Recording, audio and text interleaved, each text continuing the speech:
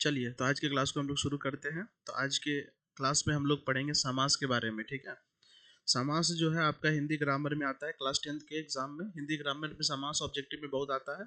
तो हम लोग आज समास को देखेंगे, समास को पहचानने का तरीका हम लोग समझेंगे। आज का क्लास आपके लिए बहुत जरूरी होगा, ये बहुत ही इंपॉर्टेंट है, ठीक है। तो आप लोग इसको जरूर देखिए शुरू से अंत तक, ये बहुत वीवीआई होने वाला है आज का क्लास। तो शुरू से अंत तक आप लोग देखिए। चलिए, सबसे पहले हम लोग आते हैं समास में, जो कि आपका इंपॉर्टेंट हम यहाँ पे वीवीआई लिख दिए हैं। अब यहाँ देखिए, समास का जो परिभाषा है वो क्या कहता है। कहता है दो पदों का वैसा मेल जिसका कुछ ना कुछ अर्थ निकले। अगर कोई दो पद आपस में मिल रहा है और मिलने के बाद कोई ऐसा वर्ड बने, एक ऐसा शब्द बने जिसका कोई ना कोई अर्थ निकलता हो, उसे हम समास में रखेंगे, ठीक है।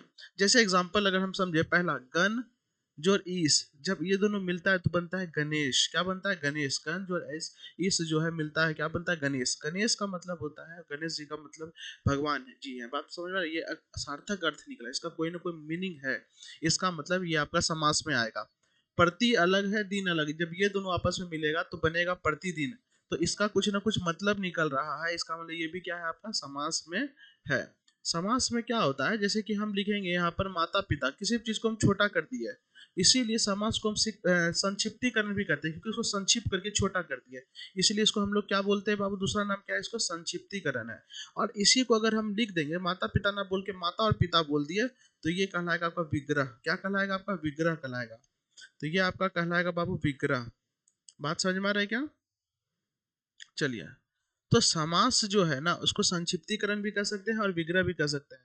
और समास क्या है? जब दो या दो दो चीजों को मिलाएंगे, दो शब्दों को मिलाएंगे और उससे एक ऐसा शब्द बनेगा जिसका कुछ न कुछ अर्थ हो, उसे हम लोग समास कहेंगे। तो चलिए, अब हम लोग आगे बढ़ते हैं।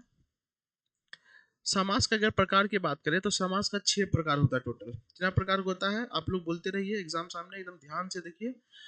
समास का 6 प्रकार होता है। पहला क्या बोल रहा है? अवयवी भाव समास। पहला कौन सा है? बोलिए मेरे साथ, अवयवी भाव समास। दूसरा कौन सा है बाबू? आपका तत्पुरुष समास। कौन सा समास है? तत्पुरुष समास है। तीसरा क्या है? कर्मधारय समास। तीसरा क्या है? कर्मधारय समास है। चौथा क्या है? द्वंद्व समास। चौथा क्या है? द्वंद्व समास। चौथा क्या है? द्वंद्व समास है। पांचवा क्या है? द्विगु समास। क्या है? द्विगु समास। पांचवा है द्विगु समास और छठा है बहुब्रीहि समास। छठे नंबर पे क्या आएगा? बहुब्रीहि समास। टोटल कितना समास है? 6 प्रकार का समास है। एक बार मेरे साथ फिर वापस रिपीट कीजिएगा, बोलिएगा। अवयवी भाव समास, बोलिए मेरे साथ, अवयवी भाव समास, तत्पुरुष समास, तत्पुरुष समास, कर्मधारय समास, चलिए, द्वंद्व समास, द्विगु समास और बहुब्रीहि समास। ये टोटल 6 प्रकार का समास है। हम कोई एक वर्ड अगर दे दे, कोई एक शब्द दे दे, तो आप कैसे पता लगाइएगा कि वो कौन सा समास है? तो हम लोग आज समास का पहचान का तरीका है, क्योंकि एग्जाम में आपको ऑब्जेक्टिव में पहचानना ही है समास को। कोई ज्यादा ग्रामर लिखना नहीं रहता, आपको पहचानना रहता है। इसीलिए आज के क्लास में हम लोग पहचानने का तरीका समझेंगे। ये पूरा का पूरा ट्रिक बताएंगे, पूरा का पूरा तरीका बताएंगे कि कैसे हम लोग समास को पहचान सकते हैं, ठीक है ना। समास को पहचानने का तरीका को हम लोग आइए देखेंगे। पहला अगर समास के प्रकार पे आए, तो पहला जो समास का प्रकार है वो है आपका अवयवी भाव समास। कौन सा है आपका? अवयवी भाव समास है पहला, जो है अवयवी भाव समास। कहता क्या है, पहचानने का देखिए तरीका क्या लिखे हैं। अगर कोई भी शब्द है, उस शब्द के अगर आगे में यानी प्रारंभ में अगर यथा लगा हुआ है, प्रति लगा हुआ है, बे लगा हुआ है, भर लगा हुआ है, या अनु लगा हुआ है, या प्र लगा हुआ है। यहाँ पर आप ध्यान से सुनिएगा, नहीं तो समझ में नहीं आएगा। यहाँ पर हम क्या बोल रहे हैं कि अगर कोई भी अवयवी भाव समास अगर पहचानना हो, तो देखना है शब्द के शुरू में क्या लगा होना चाहिए। बोलिए, यथा, प्रति, बे। यथा, प्रति, बे, भर, अनु या प्र। ये अगर आपको लगा हुआ मिले, तो समझ जाइएगा वो मेरा अवयवी भाव समास के अंतर्गत आएगा। जैसे एग्जाम्पल लेते हैं, तब समझिएगा। जैसे यहाँ पे लिखा हुआ है यथा संभव, तो ये पूरा का पूरा एक वर्ड हो गया, शब्द हो गया। इसमें देखिए आगे क्या लगा हुआ है? यथा लगा हुआ है। तो अभी हम लोग पढ़े, अगर आगे यथा लगा रहेगा तो क्या कहलाएगा? अवयवी भाव, यानी यथा संभव अवयवी भाव समास हो गया। अगर हम यहाँ पर देखें, यहाँ पर देखिए ये क्या है आपका? प्रतिदिन। तो आगे में क्या लगा हुआ है? प्रति लगा हुआ है। प्रति लगा हुआ है ना, तो यहाँ देखिए अगर प्रति लगा हुआ रहेगा तो भी ये क्या कहलाएगा? अवयवी भाव। तो देखिए, प्रति दिन हो गया, प्रति वर्ष हो गया, प्रति सप्ताह हो गया, प्रति महीना हो गया, प्रत्येक हो गया, ये सब अवयवी भाव में आएगा। जैसे यहाँ पर भी देखिए लगा हुआ है यथा भक्ति। यथा भक्ति का मतलब क्या हो गया कि यहाँ पर ये भक्ति के आगे यथा वर्ड लगा हुआ है, इसका मतलब ये भी अवयवी भाव समास में आपका आएगा। आगे देखें तो देखिए यहाँ प्रतिरोध, अगर प्रतिरोध को देखिए आगे क्या लगा हुआ है, प्र लगा हुआ है, प्रतिरोध प्र लगा हुआ है। और जब प्र लगा हुआ रहेगा तो भी वो क्या कहलाएगा आपका, देखिए प्र लगा रहे या प्रति लगा रहे, एक ही चीज है, प्रतिरोध बोलिए या प्र देखिए, तो ये यहाँ पे प्रति या प्र लगा हुआ है, इसका ये भी मेरा अवयवी भाव हो गया। जैसे अगर यहाँ पे हम यहाँ पूरा लिखे नहीं है, यहाँ पे जैसे हम लिखेंगे बेमन, बेमन, तो देखिए यहाँ पर आगे क्या लगा हुआ है, बे लगा हुआ है, आगे क्या लगा हुआ है, बे। तो देखिए अभी यहाँ लिखा हुआ है ना, अगर बे भी लगा रहे हैं आगे तो भी वो अवयवी भाव समास है, ये भी अवयवी भाव समास होगा। देखिए अनुमान, तो यहाँ पे क्या लगा, अनु लगा हुआ है, तो अनु लगा हुआ रहे तो भी ये क्या कहलाएगा, अवयवी भाव समास कहलाएगा। तो अनुमान हो गया, अनुशासन हो गया, अनुकंपा हो गया, है ना, अनुष्ठान हो गया, अनुक्रिया हो गया, अनुकूल हो गया, अनुशासन हो गया, ये सब का सब क्या होगा आपका, अवयवी भाव समास होगा। क्योंकि यहाँ पे देखिए लिखा हुआ है अनुशासन हो गया, अनुकूल हो गया, या फिर अगर प्र लगा हुआ है जैसे प्रत्येक, प्र लगा हुआ है तो ये भी क्या हो गया, अवयवी भाव। प्रकाश, प्र लगा हुआ है प्रकाश में, बेसहारा तो बे लगा हुआ है। तो जब भी देखिए जिसमें ये सब चीज लगा हुआ हो उसमें हम लोग क्या कहेंगे, उसको कहेंगे अवयवी भाव समास। क्या कहेंगे, अवयवी भाव समास। जैसे एग्जांपल अगर हम कुछ और ले ले, जैसे हम लेंगे लंबोदर, क्या लेंगे, लंबोदर, तो आगे देखिए क्या लगा हुआ है, लॉ लगा हुआ है, तो यहाँ पे लॉ वाला कुछ नहीं पढ़े हैं, तो ये लंबोदर अवयवी भाव समास नहीं होगा। ये जो लंबोदर है ये अवयवी भाव समास आपका नहीं होगा। अवयवी भाव समास तभी होगा जब या तो यथा लगा हो, प्रति लगा हो, बे लगा हो, भर लगा हो, अनु लगा हो या प्र लगा हो। उसके अलावा कुछ भी हमको कोई लेना देना नहीं है, बस इतना आपका ध्यान रखना है, ये आपका अवयवी भाव समास में आएगा। अब देखिए दूसरा हम लोग प्रकार देखिए, तो दूसरा प्रकार है आपका बाबू तत्पुरुष समास। क्या है, तत्पुरुष समास है, ये दूसरा है। पहला समास क्या था, तो पहला था अवयवी भाव समास, दूसरा क्या है, तत्पुरुष समास। देखिए पहचानने का तरीका क्या बोल रहा है, मध्य में कारक चिन्ह हो।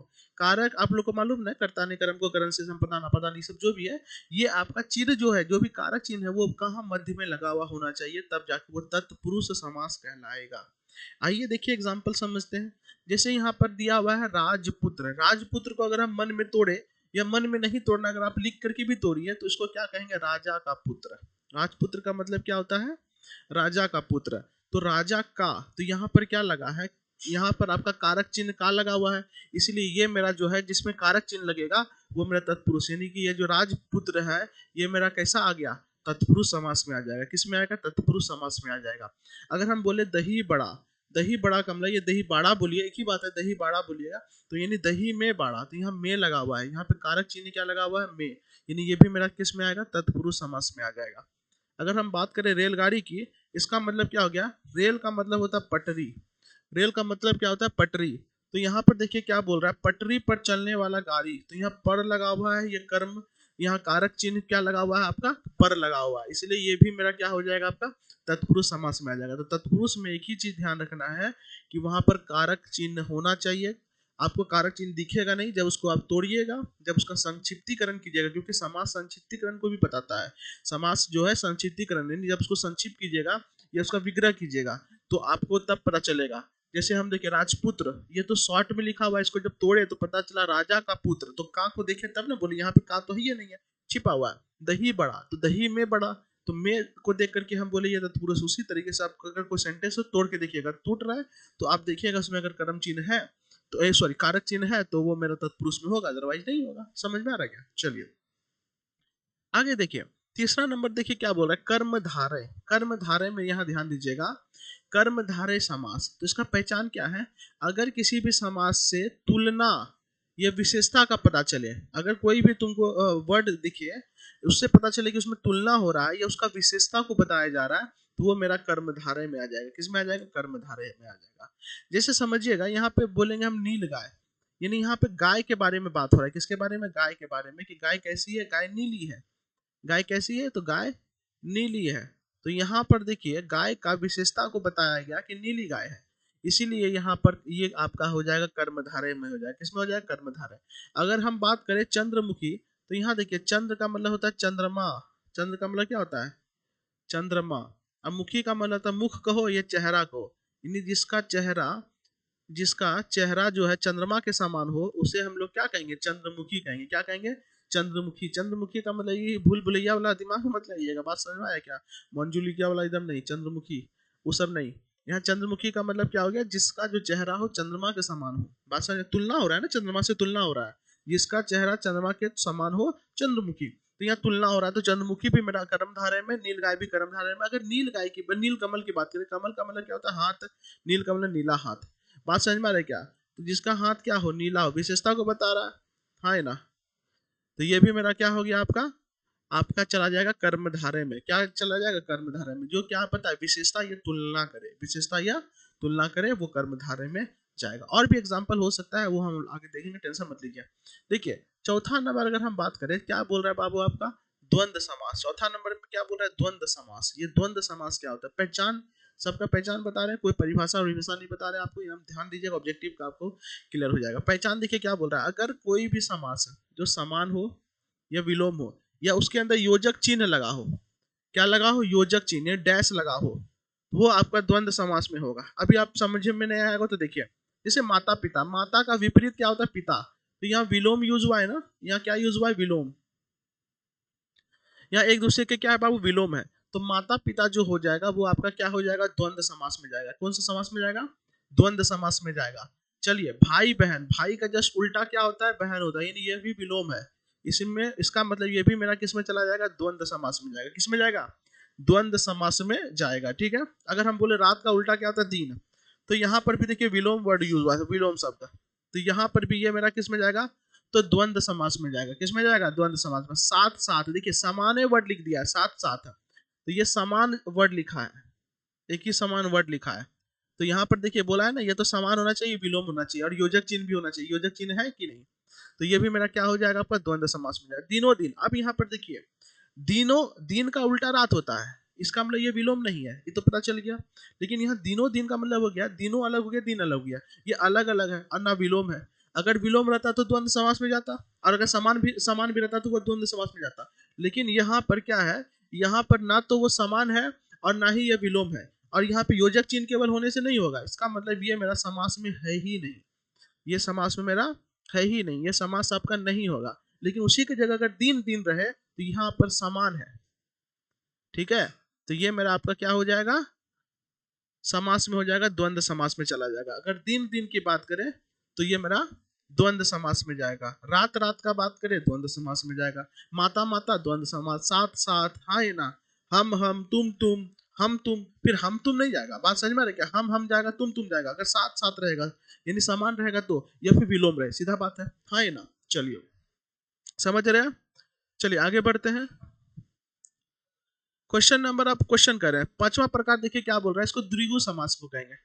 अब ये देखिए द्विगु समास क्या होता है, इसका पहचान सिंपल, जिसमें संख्या का बोध हो, जिसमें संख्या का बोध होगा उसे हम लोग क्या कहेंगे, द्विगु समास कहेंगे। जिसमें संख्या का क्या हो, बोध हो, द्विगु समास है। जैसे अगर हम बात करें त्रिभुज, जिसके अंदर तीन भुजा हो, क्या हो, तीन भुजा, तीन भुजा वाला त्रिभुज, तो ये मेरा किस में चला जाएगा, द्विगु समास में चला जाएगा। किस में चला जाएगा, द्विगु।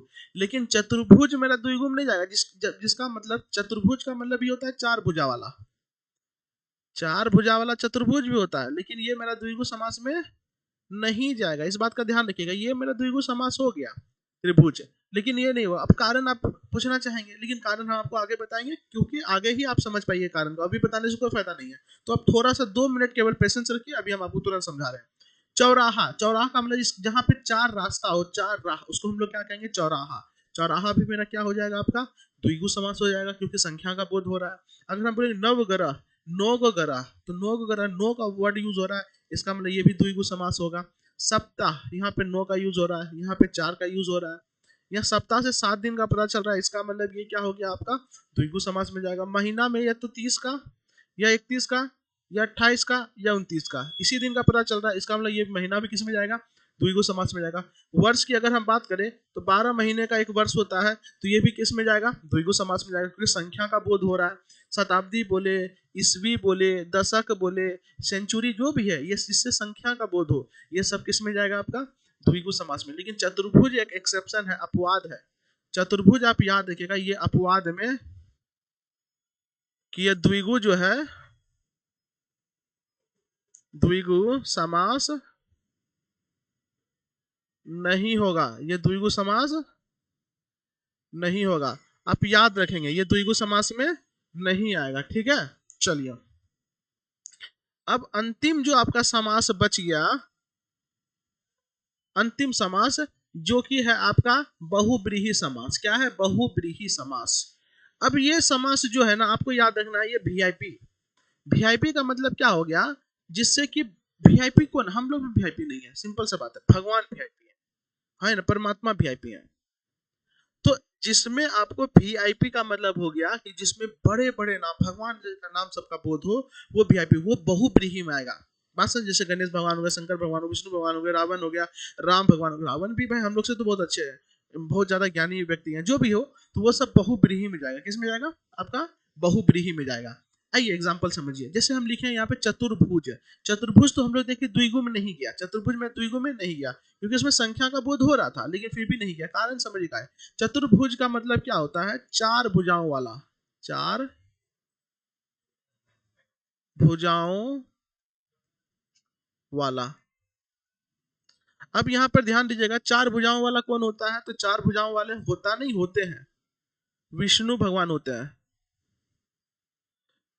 विष्णु भगवान जो होते हैं वो चार भुजाओं वाले होते हैं। बात समझ में आ रहा है कि उनके चार भुजा होता है। आप देखे होंगे, अगर विष्णु भगवान का फोटो अगर दिमाग में आपका आ रहा होगा तो आपको याद होगा कि विष्णु भगवान चार। तो यहाँ पे जैसे ही हम क्या चतुर्भुज का बात बोलते हैं, चतुर्भुज से दिमाग में आता है चार भुजाओं वाला, और एक वीआईपी पर्सन का नाम याद आता है।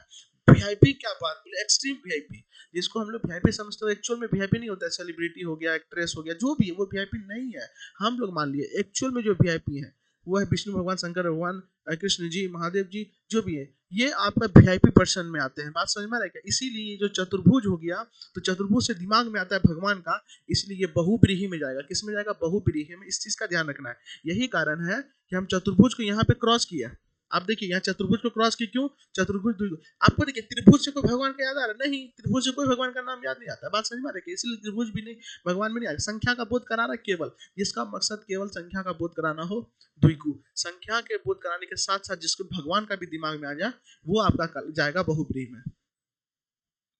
तो ये आपका चला गया बहुब्रीहि में। अगर हम बोले गजानंद, गजानंद से दिमाग में क्या आता है? गज महाराज, गणेश जी, इसीलिए गणेश जी का बोध हो रहा है, यानी ये भी वीआईपी पर्सन हो गए, इसलिए ये भी किस में चला जाएगा? बहुब्रीहि में चला जाएगा। बात समझ में आ रहा है क्या? दशानंद, दशानंद का मतलब किनका नाम आता है? रावण, हाँ ये ना। दस, तो क्या कहते हैं, हाथ 10 मुंडी वाला, ये क्या है? रावण जी का। वीणा पानी कौन है भाई? सरस्वती माता जी हैं। इनका अभी बहुत ज्यादा आप याद कीजिए, इनको एग्जाम में बहुत ज्यादा जरूरी है। तो ये जो वीणा पानी, दशानंद, गजानन, चतुर क्या कहते हैं, चतुर्भुज, ये सब का सब आपका आएगा बहुब्रीहि में। किसमें आ जाएगा? बहुब्रीहि में। क्या मेरा बात समझ पाए? जल्दी से बताइएगा। अगर समझ पाए तो अब हम लोग आगे बढ़ते हैं। थोड़ा सा हम आपको क्या कराते हैं, रिकेप करवाते हैं। महत्वपूर्ण देखिए, हम अलग अलग करके लिख दिए। अगर जिसके लास्ट, जिस शब्द के पहले शुरू में यथा लगा हो, प्रति लगा हो, बे लगा हो, भर लगा हो, अनु लगा हो या पुरा लगा हो, उसे हम लोग क्या कहेंगे? अवयवी भाव। क्या कहेंगे? बोलो जल्दी से। अवयवी भाव कहेंगे। एकदम बोलते रहिए, एग्जाम सामने है, फुल इंटेंसिटी के साथ, फुल एनर्जी के साथ ध्यान दीजिएगा। अगर किसी में कारक चिन्ह हो तो उसे क्या कहेंगे? तत्पुरुष। क्या कहेंगे? तत्पुरुष कहेंगे। अगर किसी में तुलना या विशेषता का बात हो तो क्या कहेंगे? कर्मधारय। अगर समान या विलोम चिन्ह रहेगा और योजक चिन्ह रहेगा, समान और विलोम का बात होगा और योजक चिन्ह रहेगा, उसे हम क्या कहेंगे? द्वंद्व समास। अगर संख्यावाचक का बात आएगा तो क्या कहेंगे? द्विगु समास कहेंगे। संख्यावाचक, लेकिन हाँ उसमें भगवान भगवान का बात नहीं आना चाहिए, क्योंकि भगवान का जैसे बात आएगा वो किस में चला जाएगा? बहुब्रीहि समास में चला जाएगा। किसमें जाएगा? बहुब्रीहि समास में। तो आइए अब यहाँ देखिए, पहला है लंबोदर। इसका जवाब आप खुद दीजिएगा एकदम ईमानदारी से। लंबोदर देखिए, लंबोदर, लंबोदर से दिमाग में क्या आता है? लंबा हो उदर जिसका, कौन? गणेश भगवान जी। अब जैसे दिमाग में गणेश भगवान जी आ गया, वीआईपी पर्सन में आ गया, तो ये क्या हो जाएगा? आपका बहुब्रीहि हो जाएगा।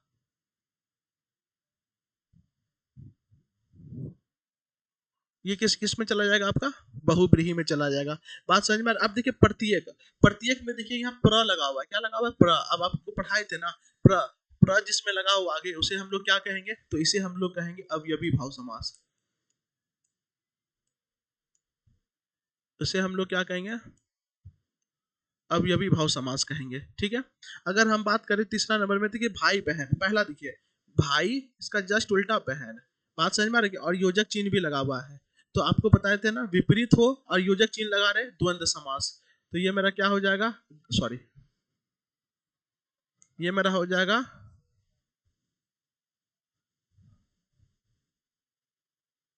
द्वंद्व समास हो जाएगा। ठीक है, अब देखिए देवालय, अब देवालय का मतलब, अब सोचिए दिमाग में सोचिए, देवालय, देखिए दे से तो कुछ समझ में नहीं आ रहा है। अब यहाँ पे कारक चिन्ह को देखिए, अगर देवालय को देखिए तो क्या होगा, देवों का घर, देवों का घर, किसी भगवान का नाम नहीं आ रहा है जो कि यहाँ पे बहुब्रीहि मारिएगा। देवों का मतलब हो गया देवों का घर, देवालय का मतलब हो गया देवों का घर। तो देवों का घर जो हो गया, तो वो किस में आ जाएगा, देवों का घर। तो देवों का घर, देखिए देवों का घर, कारक चिन्ह यूज हुआ का, इसलिए ये मेरा आ जाएगा तत्पुरुष में। तो देवालय मेरा किस में आ जाएगा, तत्पुरुष में जाएगा। देवालय किस में जाएगा, तत्पुरुष में जाएगा। अगर हम बात करें मुख चंद्र, तो देखिए मुख का मतलब होता है चेहरा, चंद्र का मतलब चंद्रमा, जिसका मुख जो है ना चंद्रमा के समान हो, जिसका मुख चंद्रमा के समान, तुलना कर रहे हैं ना चंद्रमा से मुख का, चेहरा का तुलना हम चंद्रमा से कर रहे हैं। तो जब चेहरा की तुलना हम किससे कर रहे हैं, चंद्रमा से कर रहे हैं, तो ये मेरा क्या हो जाएगा, कर्म धारय। क्या हो जाएगा, तुलना का बाद कर्म धारय। तो मुख चंद्र किस में आ जाएगा, कर्म धारय में आ जाएगा। किस में आ जाएगा, कर्म धारय में आ जाएगा।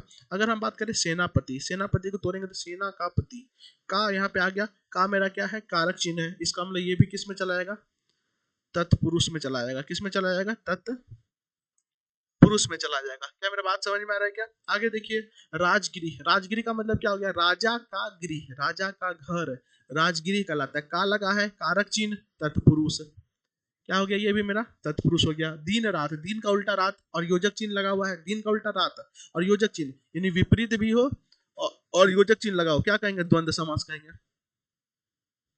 द्वंद्व